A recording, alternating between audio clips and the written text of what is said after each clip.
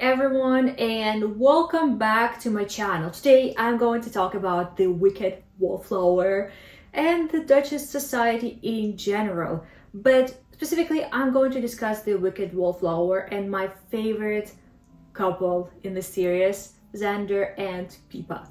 Oh my god, if you know me, you know that I am a Macauley girl. I am completely obsessed with him.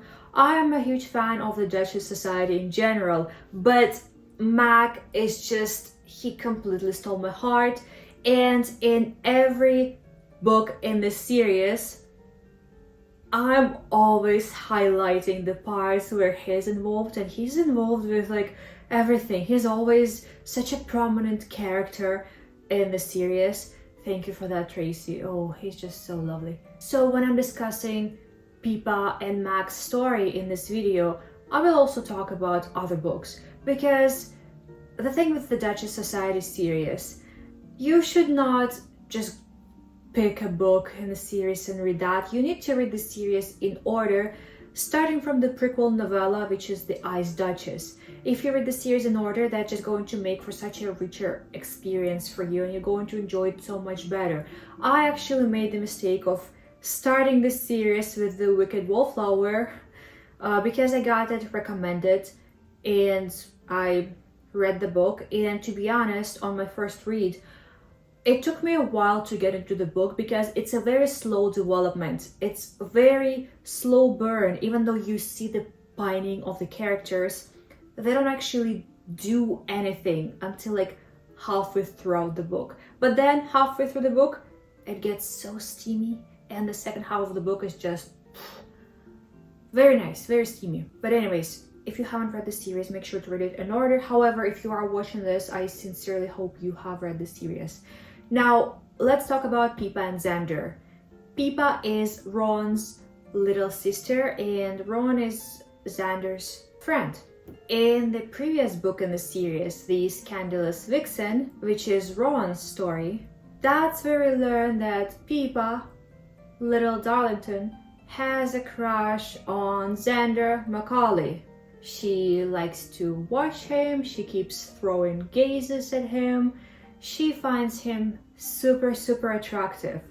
And then she finds an excuse to talk to him and ask his help when, before Ron's wedding, she seeks him out and she talks to him and they exchange banter. Xander makes it clear he feels sorry for her brother because he can see that she has quite a strong personality and that she's not a girl who's easily tamed and she's gonna cause trouble, which is quite a funny interaction. And then there's the jacket scene. Oh, the jacket scene. So what happens is he leaves the room and he leaves his jacket behind. So what Pippa does, she runs to grab it and she just sniffs it. And that's the moment where he walks in the room and he's like, that is actually mine. So that's a very embarrassing moment for Pippa. And that's when Xander realizes that, holy cow, my friend's little sister is attracted to me.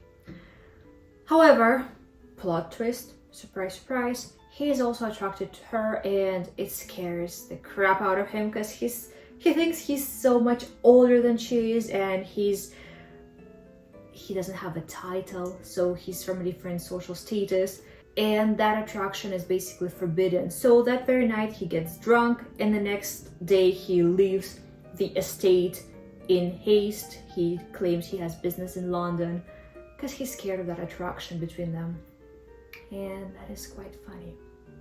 But that takes place in The Scandalous Vixen. Now fast forward to the Wicked Wallflower. That's where we find out that Xander actually had Pippa followed by his people to ensure she does not get into trouble, which she actually apparently does quite frequently. And then we know that she has been pining over him for a while at that point, and we know that she thinks that Xander considers her a nuisance, an annoying little girl. She literally thinks that every time he looks at her, he frowns, like his lips curl downward because he's just unhappy to see her. I think that's so funny, and that sounds just like Xander. Xander is funny in a way that he's so scared of love and marriage. He considers that like a disease, and he pretty much says, I'm scared to touch you people, when talking about Toby and Rowan. I'm scared to touch you lest I catch this disease of marriage and love. Such a funny guy. And he tries to run away from his attraction for Pippa, and he avoids her. And because he avoids her, she lives with her brother, right? So her brother actually thinks that Xander is avoiding him, which is hilarious. At the start of the book, Pippa and Macauley end up in a forced proximity situation when Mac saves Pippa from one of her troubles, and then there's a whole storm happening, so she's stuck in his house. And that's how their story truly begins. And as I said previously, the first half of the book is very slow development, as Mac is basically fighting his attraction. He doesn't want to act on his attraction, and Pippa is just pining over him. She doesn't want anyone else, and we get to see her emotions, her feelings, the way she thinks, and she kind of, even though she thinks that he wants nothing to do with her, she still has hope. She's like, well, what if I can get him? Why not? I'm determined. And it's just so cute to see her determination. Xander knows she's attracted, and several times he tries to make it clear to her that nothing's going to happen. He tries to make it clear that he's not the man for her. He considers himself too old, too low-born, and just not good enough for her. But then, of course, at the end of the day, he just cannot resist.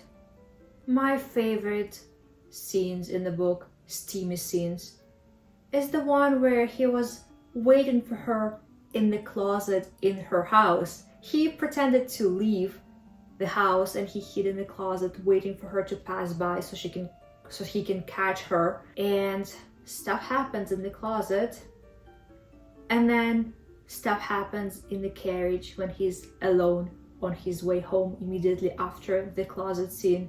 That was so extremely hot. Oh my god. Tracy Sumner is absolutely my favorite author. She's so good at creating chemistry between the characters, and she's so descriptive with her steamy scenes. When you're reading the Wicked Wallflower, yes, it is a slow development, but once it gets to like halfway through the book, it's just so spicy and it's so vivid and it's so extremely hot and steamy. That book was like, whoa.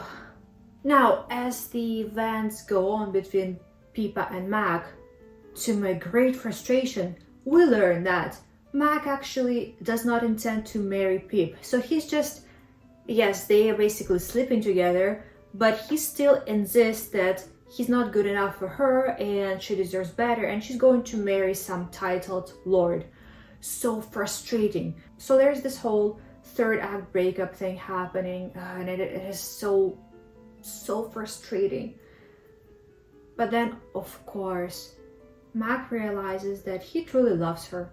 And yes, he spent so many years running away from love, from marriage, but he doesn't want to run away anymore. Actually, several times throughout the book, Mac thinks to himself that he's getting lonely and he's kind of starting to feel like he wants family. So adorable how his thinking changes. But now he has to make it up to Pippa with a grand gesture, his grand proposal. His proposal of marriage is probably the grandest proposal I have ever seen in historical romance. It is a beautiful thing. It is a grand gesture. Pippa still doesn't give him a straightforward answer right away. She makes him suffer a little bit, which he probably deserves. So he still experiences that emotional turmoil as he's waiting for the answer, as he's not certain if she's gonna say yes or not. There is, of course, a happy ending at the end, and Mac becomes a great husband, totally obsessed with his wife. he becomes a fantastic father. At the end of the book, we see him with his little son, Kit. And then in the next books, we get to see them again. We get to see the way he's treating his son, the way he's treating his wife. And that's one of the things I loved so much about the Duchess Society, is because all the characters, they are always there, and we get to see how they're doing. We get to see the development in their relationship. And for me, I don't know if it's because I'm just so obsessed with Mac and Pippa, but it feels like the whole series is just so much about them that even the other books feature them so heavily, which I love and I'm thankful for, because that couple is absolutely my favorite. Xander is one of those heroes. He's totally self-made, and he's so loyal, he's so protective, and he has that kindness in him. And oh my god, he wears spectacles, just so attractive, and he has those beautiful gray eyes. Ooh. So this was me fangirling, gushing over Xander Macauley and the Wicked Wallflower. It is hard for me to choose a favorite book in the Duchess Society just because the whole series is so lovely. By the way, the next book in this series, Three Sins and a Scoundrel, is coming out on September 12th. So make sure you pre-order now, and make sure by then you have read all the Duchess Society series, including the novellas as well. It is the most loveliest series I have read this year, and I'm really looking forward to the next book in the series. What is your favorite book in the Duchess Society series? Who is your favorite MC and who is your favorite FMC? Let me know what you think. Let me know why your favorite MC is Macaulay. Anyways, thank you so much for watching. If you like historical romance books, please subscribe so we can talk more about books. Have a great day.